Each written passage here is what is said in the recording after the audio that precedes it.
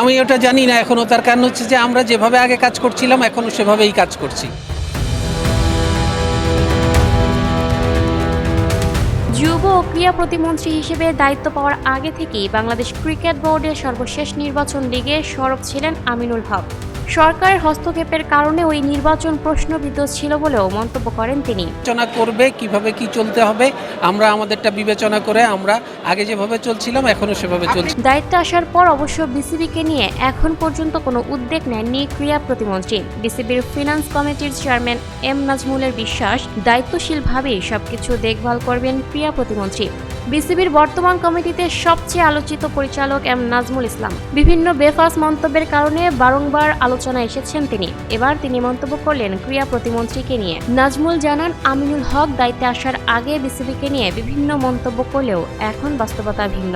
দায়িত্বশীলভাবেই ক্রীড়া সবকিছু দেখভাল করার আহ্বান জানান তিনি। গণমাধ্যমকে নাজমুল বলেন, আমার মনে হয় উনি আগে বলেছেন, এখন মনে হয় একই কথা বলেননি। কারণ সরকারের থাকার আগে এবং পরের কথায় ভিন্নতা থাকে। আগে হয়তো যেভাবে বলেছেন এখন সেভাবে বলছেন না। এই বিষয়ে আমার বলার কিছু নেই। দায়িত্বের জায়গা থেকে দায়িত্ব নিয়ে কথা বললে ভালো হয়।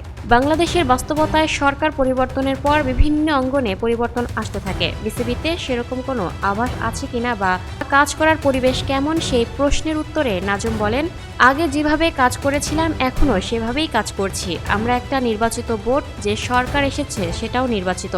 সবাই সবার নর্মস অনুযায়ী চলে, আমরাও আমাদের নিয়ম অনুযায়ী চলবো। সরকার বিবেচনা করবে কিভাবে কি চলবে, আমরা এখনও সেভাবেই কাজ করছি। নাজমুলরা নিজেদের নির্বাচিত প্রতিনিধি দাবি করলেও বিসিবির নির্বাচন নিয়ে জটিলতা এখনও কাটেনি। জানা গেছে, নির্বাচন থেকে সরে যাওয়া ক্রীড়া সংগঠকরা ইতোমধ্যে সংগঠিত হতে শুরু করেছেন। বিসিবির বর্তমান বোর্ডের বিরুদ্ধে আদালতে যাওয়ার সিদ্ধান্ত নিতে যাচ্ছেন তারা।